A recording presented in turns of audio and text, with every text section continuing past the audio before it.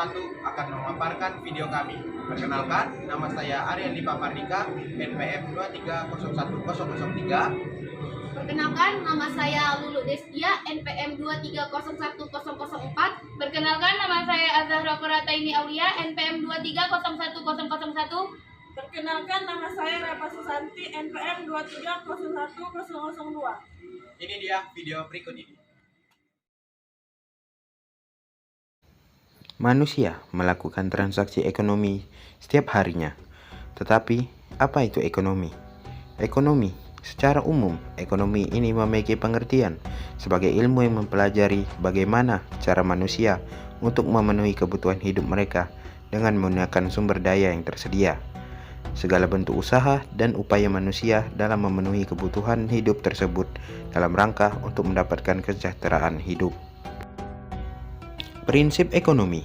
Prinsip ekonomi adalah panduan dalam kegiatan ekonomi untuk mencapai perbandingan rasional antara pengorbanan yang dikeluarkan dan hasil yang diperoleh.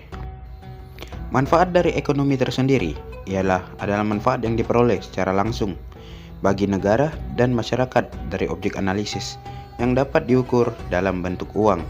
Analisis manfaat ekonomi menggunakan metode deskriptif kuantitatif. Pemahaman ilmu ekonomi memungkinkan pengusaha untuk melakukan perencanaan bisnis yang lebih baik melalui pengetahuan tentang prinsip-prinsip ekonomi seperti permintaan dan penawaran, analisis risiko, dan pengelolaan sumber daya. Pengusaha dapat membuat rencana bisnis yang terperinci dan terarah. Di dalam hidup, semua manusia memiliki kebutuhan ekonomi masing-masing tersendiri. Sesungguhnya sangat penting sekali untuk mengetahui tentang keekonomian ini. Selanjutnya, ada juga mengenai tentang ekonomi Islam atau ekonomi syariah. Ekonomi syariah adalah sistem ekonomi yang mengimplementasikan nilai dan prinsip dasar syariah bersumber dari ajaran agama Islam.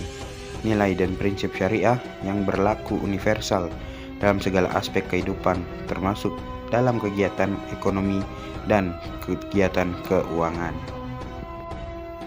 Dan menurut syariat Islam, ekonomi Islam terdapat dua prinsip utama, yaitu tidak seorang pun atau sekelompok orang yang berhak mengeksploitasi orang lain, dan yang kedua, tidak ada sekelompok orang pun boleh memisahkan diri dari orang lain dengan tujuan untuk membatasi kegiatan sosial ekonomi di kalangan mereka saja.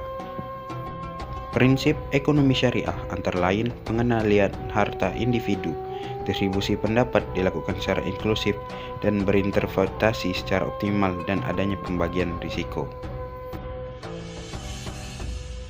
Seorang produsen muslim harus komitmen dengan kaidah syariah untuk mengatur kegiatan ekonominya, di mana tujuan pengaturan ini adalah dalam rangka merealisasikan tujuan umum syariah, mewujudkan bentuk-bentuk kemaslahatan dan menangkal bentuk-bentuk kerusakan. Kaidah syariah yang dimaksud mencakup tiga sisi, akidah, ilmu, dan amal. Kaidah pertama yaitu akidah. Seorang produsen muslim meyakini bahwa aktivitasnya dalam bidang perekonomian merupakan bagian dari peranannya dalam kehidupan. Dilaksanakanlah dengan ikhlas untuk mendapat ridha dari Allah dan akan menjadi ibadah baginya. Demikian pula bahwa produsen muslim berkeyakinan bahwa hasil usahanya, keuntungan yang diraihnya, rezeki dan didapatkannya karena pertolongan Allah dan takdirnya. Sehingga apapun hasil dan usahanya, dia menunjukkan sikap ridho dan tentram terhadap qada dan takdir Allah karena rizki di tangan Allah yang diberikannya pada siapa yang dikehendakinya dari hamba-hambanya, yang ditahannya dari siapa yang dikehendakinya. Umar radhiyallahu anhu Sa'id berkata, tidak seorang pun melainkan dia memiliki jejak yang menginjaknya, rizki yang dimakannya, ajal yang menjemputnya, dan kematian yang merenggutnya. Hingga walaupun seseorang lari dari rizkinya, niscaya ia akan diikutinya hingga didapatkan sebagaimana kematian yang akan menemukan orang yang lari darinya. Maka bertakwalah kepada Allah dan perbaguslah dalam mencari rizki. Dan beliau menulis surat kepada Abu Musa dengan mengatakan, "Bersikaplah qanaah dengan rizki kamu dari dunia, karena sesungguhnya yang Maha Pengasih melebihkan sebagian hambanya atas sebagian yang lain dalam rizki sebagian ujian bagi masing-masing." Dia menguji orang yang diberinya keluasan rezeki sebagaimana dia bersyukur kepadanya, di mana mensyukuri rizki kepada Allah adalah dengan menggunakan untuk kebenaran yang ditetapkan Allah. Kaidah kedua ilmu, seorang muslim wajib mempelajari hukum syariah berkaitan dengan aktivitas perekonomiannya, sehingga dia mengetahui halal dan haram di dalamnya, sehingga muamalahnya benar, usahanya lancar, dan hasilnya halal. Mempelajari hukum syariah bagi aktivitas ekonomi mendapat perhatian besar dalam fikih ekonomi Umar. Riwayat yang menjelaskan urgensi mengetahui hukum untuk aktivitas perekonomian adalah perkataannya, "Sesungguhnya kamu beranggapan bahwa aku tidak mengetahui pintu-pintu riba. Sungguh, bila aku mengetahuinya, adalah lebih aku sukai daripada aku menguasai Mesir dan kekayaannya." Dan perkataannya, "Ada 3 hal yang bila Rasulullah menjelaskan kepada kami adalah lebih aku sukai daripada dunia dan seisinya, yaitu khilafah, kalalah, dan riba." Sungguh, Umar radhiyallahu anhu melarang keras melakukan aktivitas perekonomian jika tidak mengetahui hukum syariahnya dengan mengatakan, "Jangan dan tidak boleh berjualan di pasar kami melainkan orang yang benar-benar memahami agama. Dan janganlah kamu serahkan hartamu dengan mudharabah kepada orang yang tidak bagus dalam dagang."